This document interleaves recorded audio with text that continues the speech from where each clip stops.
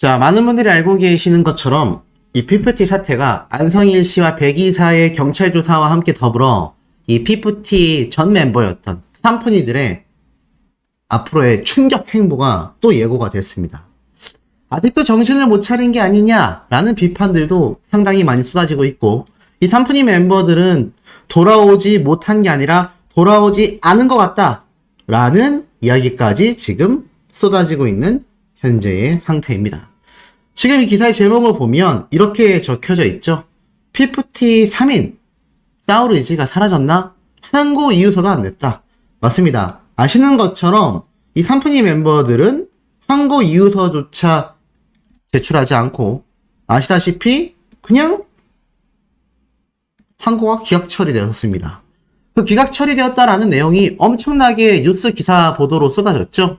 그래서 싸울 의지조차 사라진 게 아니냐라는 의견들이 상당히 많았습니다. 그런데 그 결과가 정말 그렇게 됐을까요? 결론부터 말씀드리면 전혀 아니었다. 이 삼푼이 멤버들은 항고 이유서를 내지 않았을 뿐, 항고 이유서를 내지 않았다라고 해서 전홍준 대표님과의 이 법적 다툼에 대해서 모든 걸 내려놓은 게 전혀 아니었다라는 겁니다. 자, 왜 그럴까요? 이런 기사가 올라왔기 때문입니다. 피프티 3인 측 항고 기각에서 본안소송 진행 여부를 검토 중이다.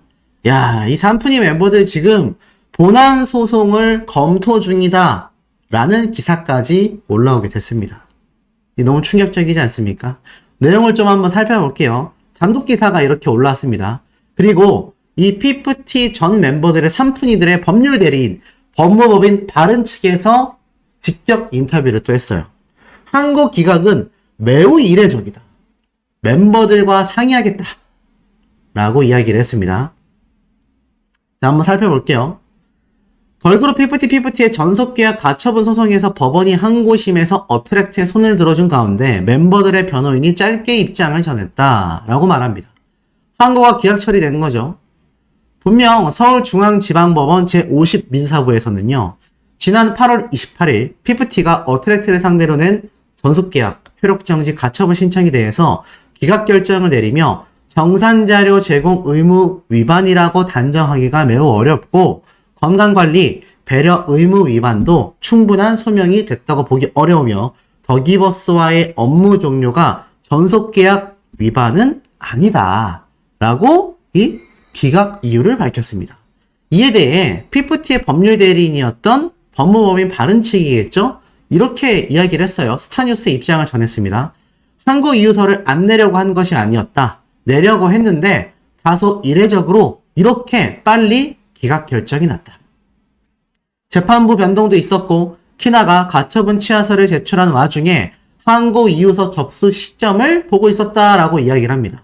자, 항고 이유서를 안 내려고 한 것이 아니라 제출을 하려고 했는데 굉장히 이례적이었다. 그러면서 기각 결정이 굉장히 빨리 났다라고 말을 합니다.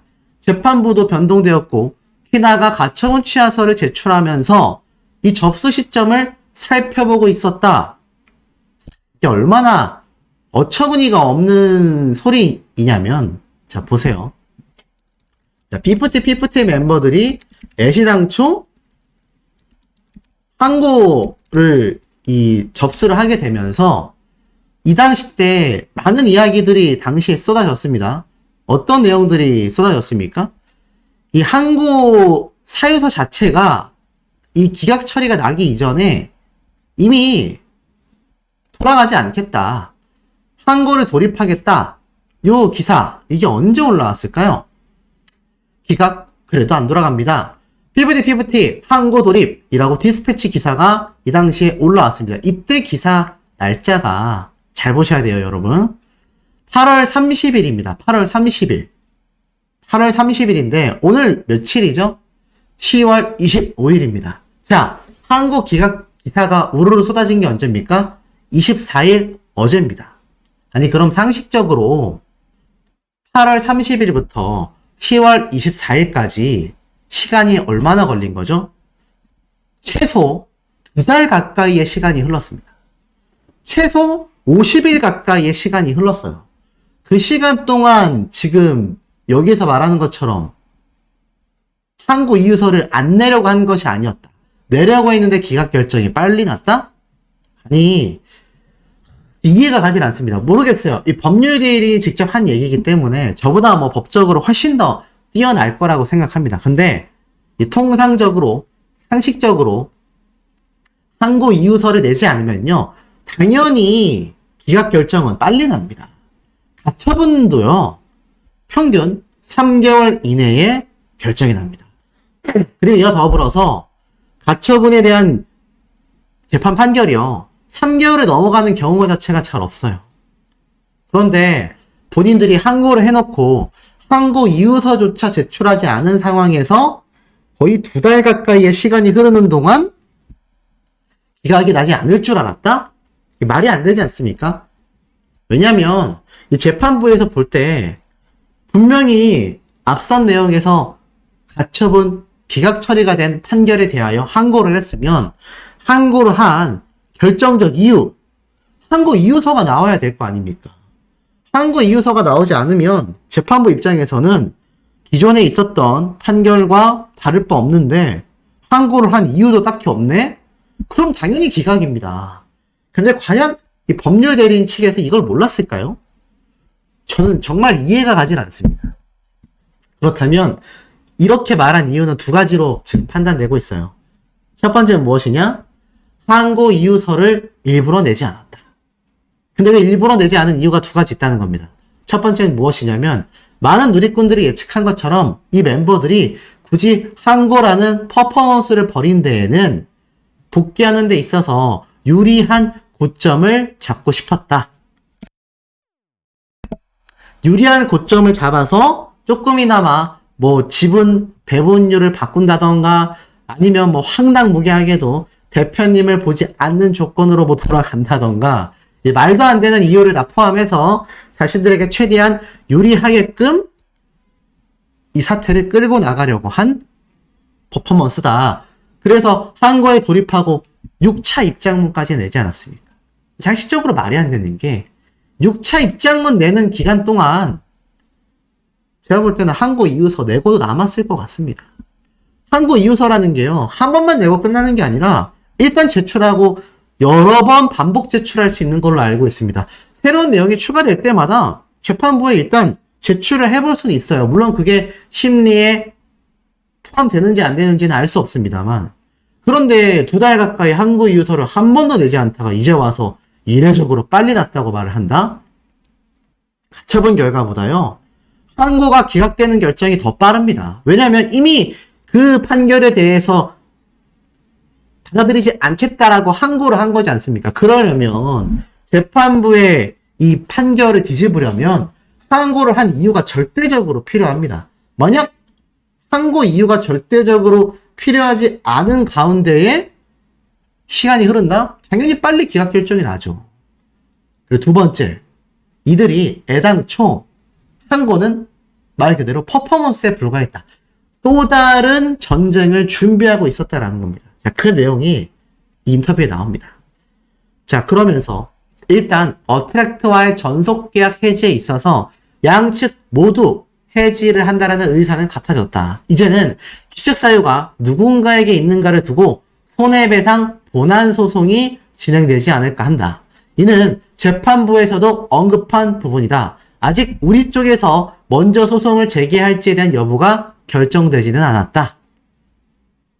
멤버들과 상의해서 결정할 것이다. 진짜. 그래서 이게 법률 대리인이 했다라는 거는 이게 변호사가 혼자 생각해서 이러한 말 못합니다. 철저하게 의뢰인과 함께 상의를 하고 그 내용을 주고받은 다음에 이런 공식 입장문을 발표하는 법이죠. 그런데 여기에서 말한 부분이 굉장히 좀 가관이다라는 많은 대중들의 의견들이 속출하고 있습니다. 왜 가관이다라고 이야기를 하느냐? 자, 잘 보세요. 전속계약 해지가 있어서 양측 모두 해지 의사가 같아졌다. 근데 귀책 사유를 두고 손해배상 본안 소송에 대한 이야기를 합니다. 알고 있는 거죠. 아무래도 자신들이 이제 계약 해지가 되었고 여기에 대해서 전홍준 대표님이 막강한 손해배상 소송을 진행할 것이다 라는 걸 이미 자신들도 다 눈치를 채고 있다라는 겁니다. 자, 그런데 이 와중에 말이죠. 이 법률 대리인의 말이 굉장히 좀 황당합니다. 뭐라고 이야기를 하느냐? 우리 쪽에서 먼저 소송을 제기할지에 대해 고민 중이다. 아니, 본인들이 무슨 소송을 제기한다는 거죠? 아니, 이게 너무 어이가 없는 게, 자, 애시당초 이 산푸니 멤버들이 원했던 한 가지가 뭡니까? 딱 하나가 있습니다. 바로 계약 해지입니다. 그런데 이제 드디어 본인들이 원하는 전속계약 해지가 양측 모두 해지되는 게 결정이 났잖아요. 그런데 아직도 우리 쪽에서 먼저 소송을 제기할지에 대한 여부가 결정되지 않았다고 말을 합니다. 무슨 소송이요? 자, 선례로 말씀드릴게요. 제가 최근에 전달드리지 않았던 이 손승현 씨. 아시다시피 이 손승현 씨도 이 안성희 씨와 더불어서 이 피프티 멤버들과 비슷한 템퍼링 사태의 선례가 아니냐, 이런 이야기가 굉장히 많았습니다. 그런데 이 손승현 씨조차도요, 사실상 가처분 소송을 했을 때 본인이 이 전 소속사와 협의를 해가지고 그 손해배상 금액을 줄였고, 그 손해배상 금액에 대해서도 전체 금액이 다 지불되지도 않았다라는 예전 소속사 대표님의 증언이 쏟아졌습니다. 그리고 이 당시 때 이 손승현 씨가 소송을 걸었던 내용은, 소송을 걸은 게 아니죠.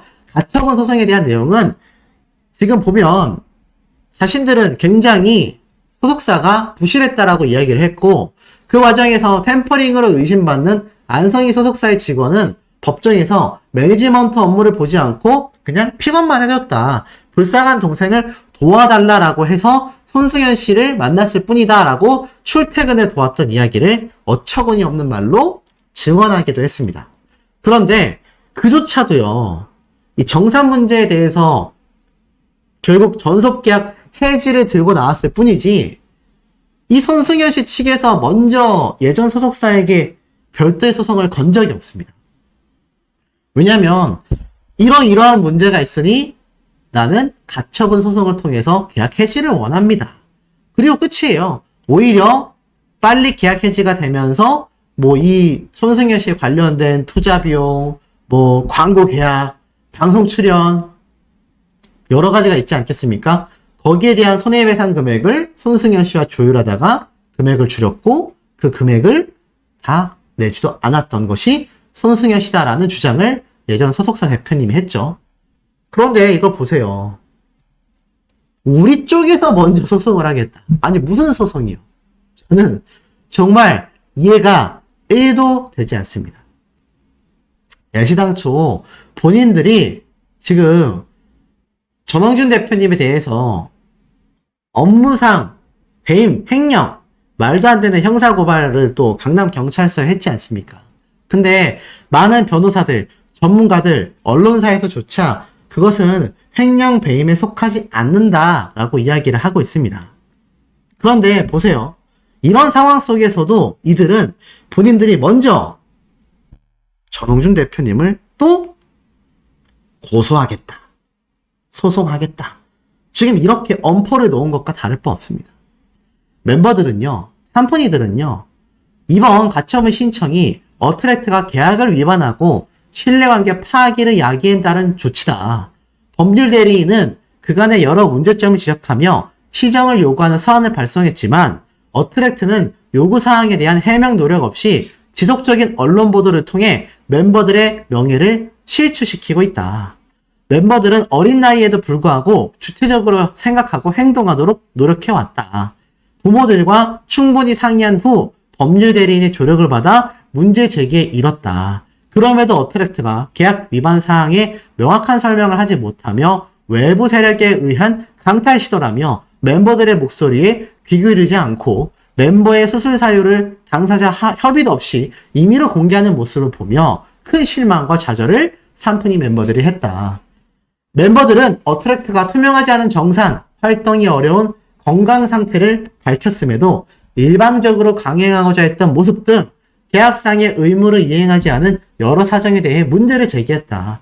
이것은 어떠한 외부 개입 없이 4명의 멤버가 한마음 한뜻으로 주체적인 결정을 내린 것임을 명확하게 밝히고자 한다. 참 어이가 없죠. 그러니까 쉽게 말해서 이겁니다. 뭘로 고소하겠다는 얘기냐? 쭉 얘기하면 결론 이거예요. 우리들 진실만을 말했는데 왜 언론 플레이 했냐? 명예훼손 소송을 생각하는 것 같습니다. 본인들이 손해배상 소송을 하려면 이 멤버들의 명예로움이 실추가 됐고 그로 인한 이미지 타격에 의한 손해배상 소송을 하겠다. 이런 얘기를 하는 것 같아요. 참 어이가 없는 현재 상태입니다. 그리고 나아가서는 이 어트랙트 변호인은요. 이렇게 여기에 대해서 말을 했어요. 이 멤버들이 주장하는 횡령 배임에 대해 왜곡이 있다.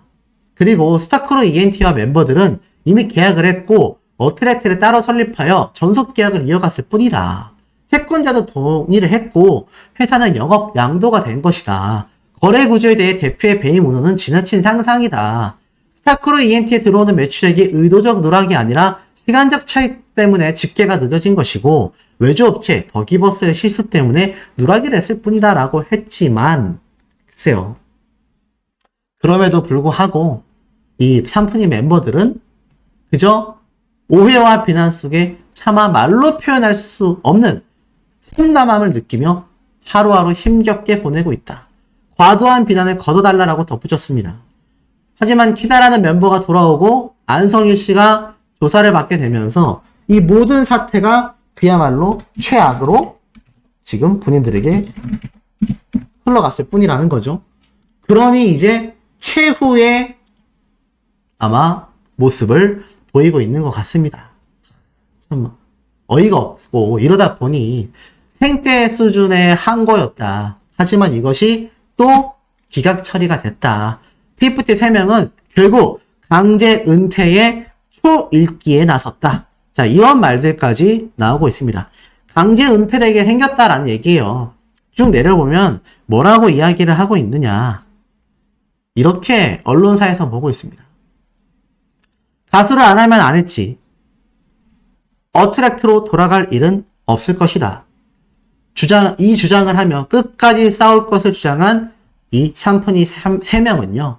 결국 돌아갈 곳을 잃고 말았습니다. 특히 가처분 신청이 기각되자 항고로 하며 싸움을 이어갔고 6차례에 걸쳐 입장을 밝혔지만 항고 이유서를 제출하지 않았다라는 것도 의문으로 남고 꿈에 그리던 데뷔를 했지만 큐피드로 빌보드를 강타했음에도 결국 강제 은퇴 초읽기에 들어가고 말았다.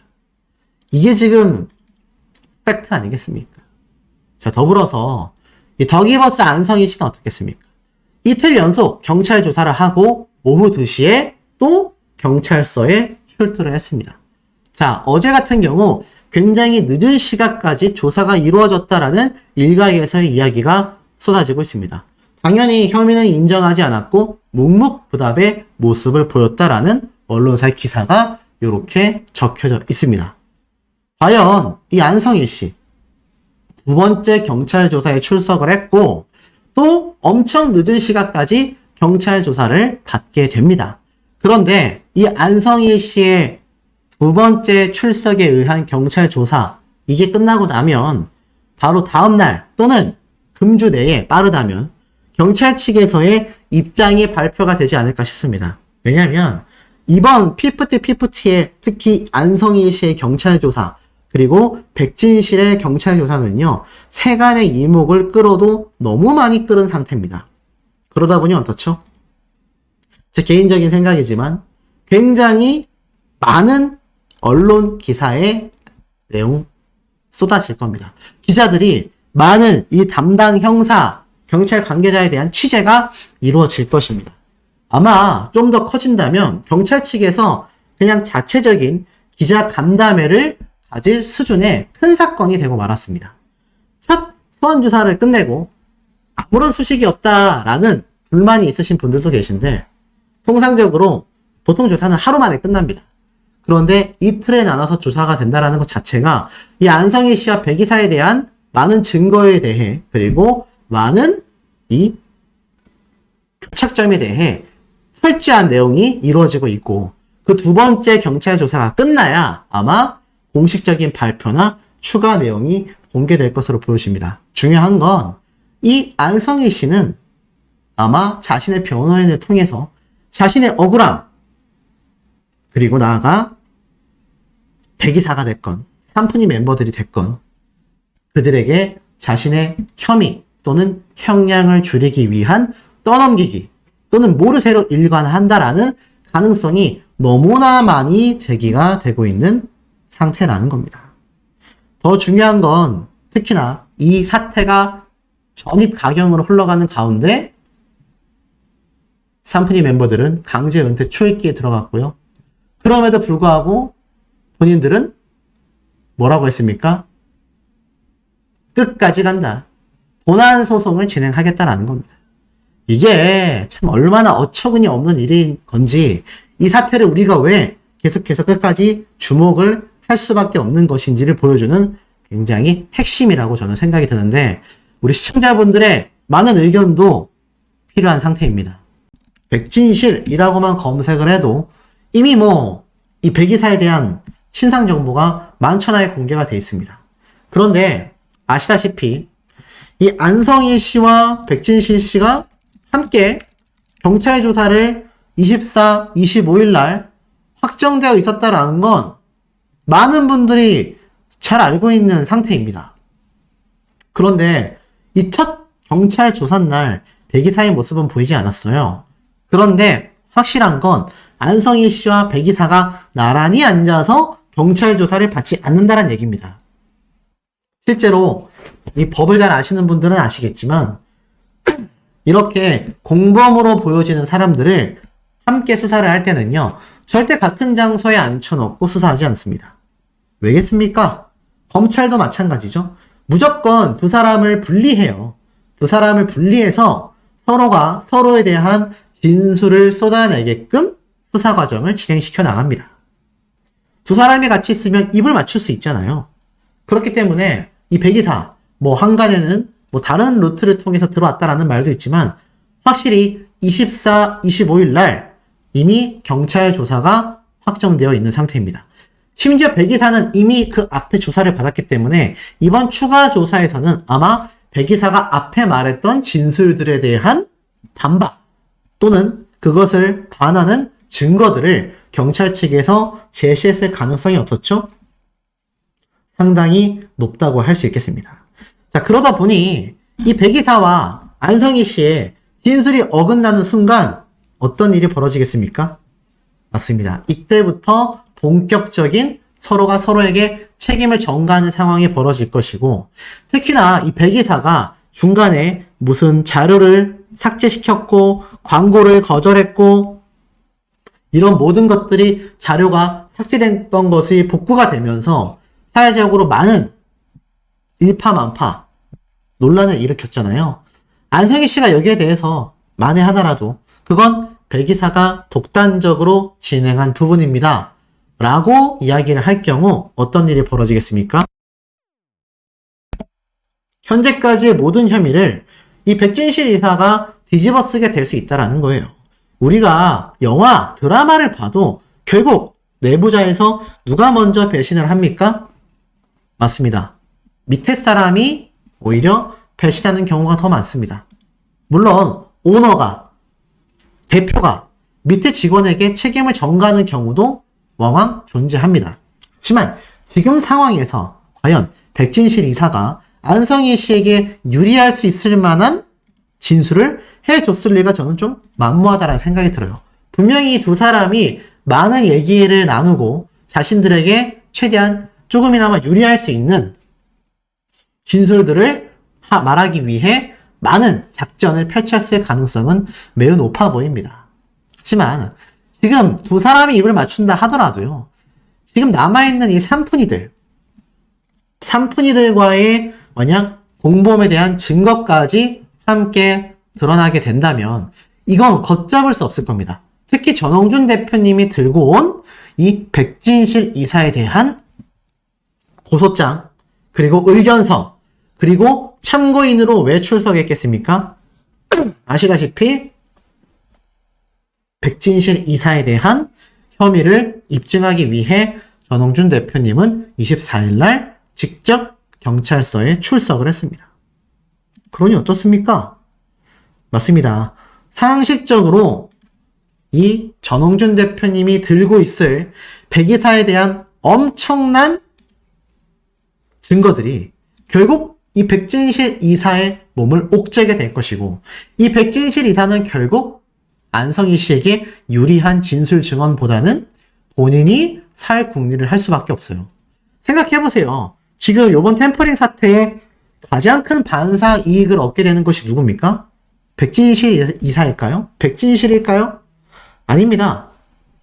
바로 더기버스의 총수라고 할 수 있는, 뭐 거창하게 총수라고 할 것 같지는 없지만 거기에 대장으로 있는 대표 안성희 씨입니다.